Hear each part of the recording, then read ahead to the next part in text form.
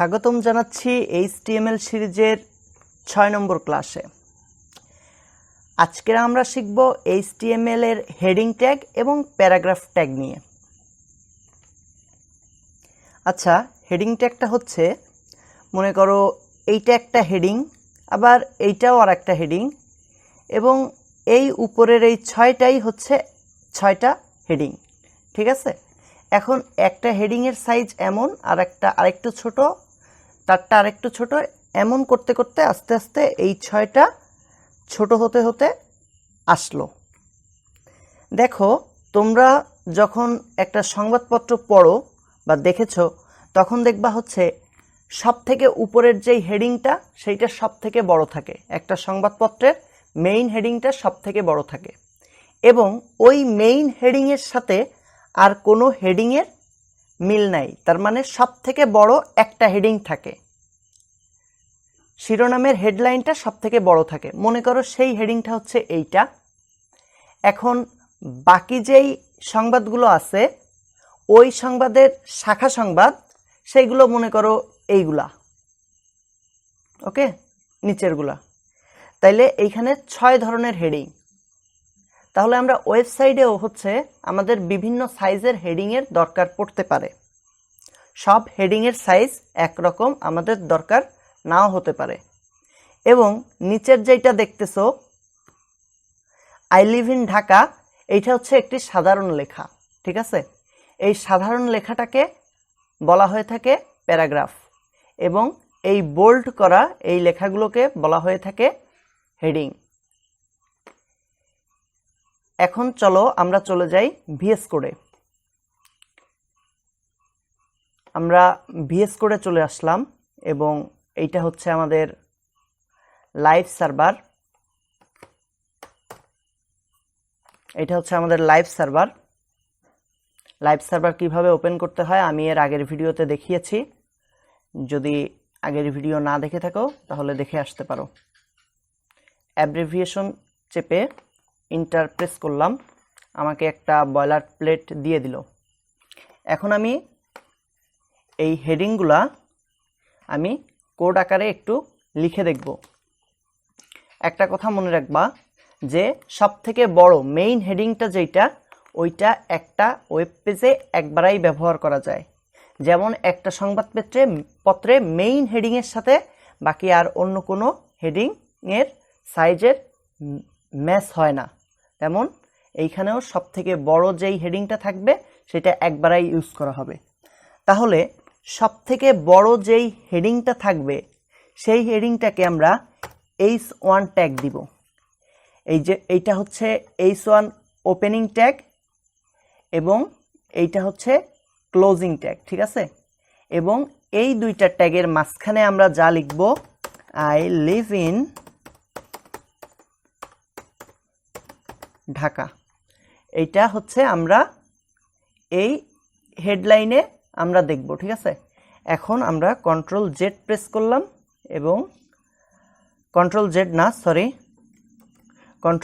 Press করলাম, এবং এটা আমরা আমাদের লাইভ সার্ভারে দেখতে পাচ্ছি যে আই লিভ ইন ঢাকা, এটা দেখতে পাচ্ছি।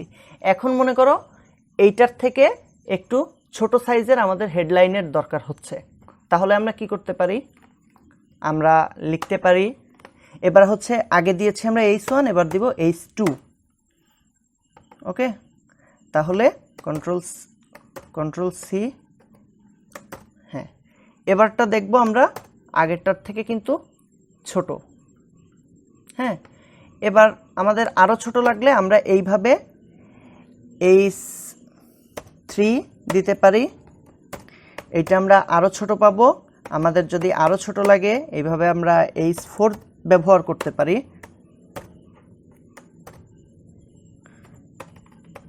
H5 ব্যবহার করতে পারি,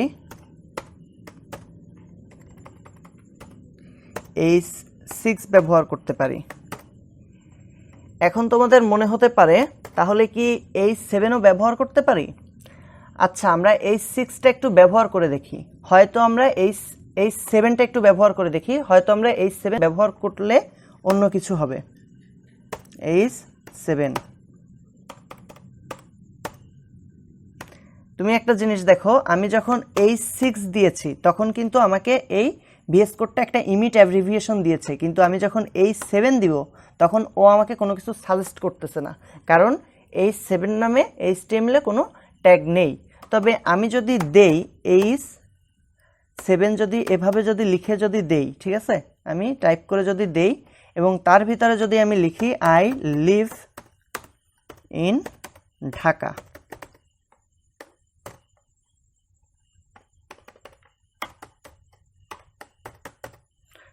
তাইলে দেখো এইটা কিন্তু একটা সাধারণ লেখার মতনই হচ্ছে। তার মানে এই H7 ট্যাগটা এইটার উপরে কোনো ইফেক্ট ফেলাচ্ছে না। এটা কিন্তু আসলে কিন্তু H7 কিন্তু H6 এর থেকে ছোট, আরও ছোট হওয়া উচিত ছিল, কিন্তু এটা কিন্তু একটা স্বাভাবিক একটা লাইনের মতনই কিন্তু একটা ইফেক্ট ফেলতেছে। হ্যাঁ, তাহলে আমাদের হেডিংয়ের জন্য আছে কি 6টা ট্যাগ ব্যবহার করতে পারবো, H1 2 3 4 5 6, ঠিক আছে, এরকম 6টা ট্যাগ হচ্ছে আমরা ব্যবহার করতে পারবো। এখন আমরা যদি এখন মনে করো যে একটা সংবাদপত্রে তো হেডলাইন থাকলো, এখন ওই সংবাদপত্রে কিন্তু সংবাদ যেগুলো লেখা আছে, সাধারণ সংবাদের ভিতরের যেই বিশ্লেষণগুলো আছে ওইগুলা কিসে লিখতে পারি আমরা? ওইগুলাকে বলা হয় প্যারাগ্রাফ, ঠিক আছে। সেই জন্য আমরা পি ট্যাগ ইউজ করব। যদি আমরা পি ট্যাগ ইউজ করি তাহলে এর ভিতরে যেই লেখাগুলো থাকবে আই লিভ ইন ঢাকা, ওই লেখাগুলো হবে সাধারণ লেখা, ঠিক আছে। তোমরা দেখবা যে আমরা যখন H7 ব্যবহার করেছিলাম তখনের যেই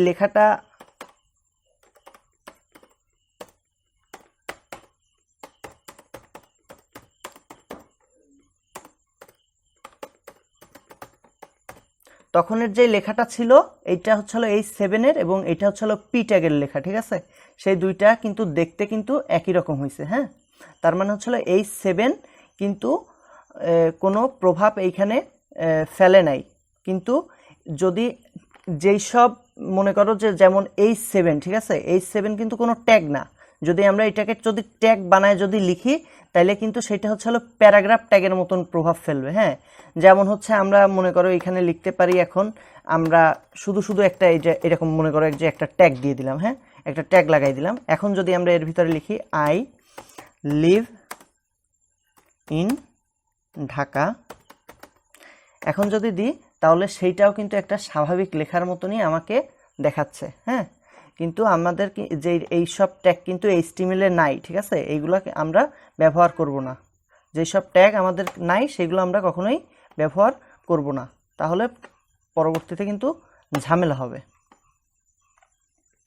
তাহলে এইটা হচ্ছে হলো প্যারাগ্রাফ, ঠিক আছে, আর এইগুলো হচ্ছে হলো হেডিং। এখন আরেকটা জিনিস দেখাই, সেটা হচ্ছে মনে করো তুমি একটা জিনিস প্র্যাকটিস করতেছো। হ্যাঁ, এখন তোমার এইটার ভিতরে তোমার প্র্যাকটিস করতেছো, এখন এই প্যারাগ্রাফ ট্যাগের ভিতর তোমার 50টা ওয়ার্ড লাগবে, তাহলে কি তুমি এভাবে টাইপ করে লিখবে?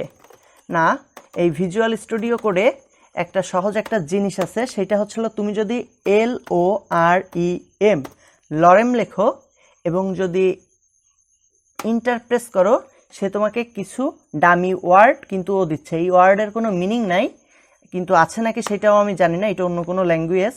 সে কিন্তু তোমাকে কিছু ডামি ওয়ার্ড তোমাকে ব্যবহারের জন্য দিচ্ছে।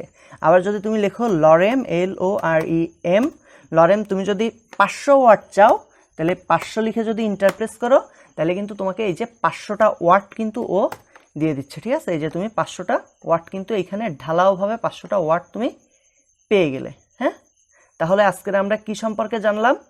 আজকের আমরা জানলাম হচ্ছে হেডিং ট্যাগ, প্যারাগ্রাফ ট্যাগ এবং লরেম সম্পর্কে জানলাম, ঠিক আছে। এই হেডিং ট্যাগ H1টা কিন্তু একবার ব্যবহার করা যায় একটা ওয়েব পেজে, কিন্তু H2 3 4 5 6 কিন্তু একের অধিকবারও ব্যবহার করা যায়। আমার এই ভিডিওগুলো যদি তোমার ভালো লেগে থাকে এবং যদি তোমার উপকারে এসে থাকে তাহলে অবশ্যই সাবস্ক্রাইব করবা। সাবস্ক্রাইব করলে আমি অনুপ্রেরণা খুঁজে পাবো, এবং একটা লাইক করে দিবা যদি পছন্দ হয়, এবং তোমার যদি কোনো প্রশ্ন থাকে তাহলে কমেন্ট বক্সে তুমি প্রশ্ন করবা, আমি যত তাড়াতাড়ি সম্ভব আমি তার উত্তর দেওয়ার চেষ্টা করব। ধন্যবাদ।